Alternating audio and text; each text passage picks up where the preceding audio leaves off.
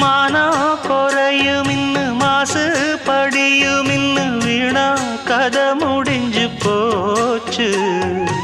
ஈசான மூலையில லேசான பள்ளி சத்தம் மாமன் பேர சொல்லி பேசுது. ஆறாத சோகந்தன்ன தீராம சேர்த்து வச்சு ஊரும் சேர்ந்து என்ன ஏசுது.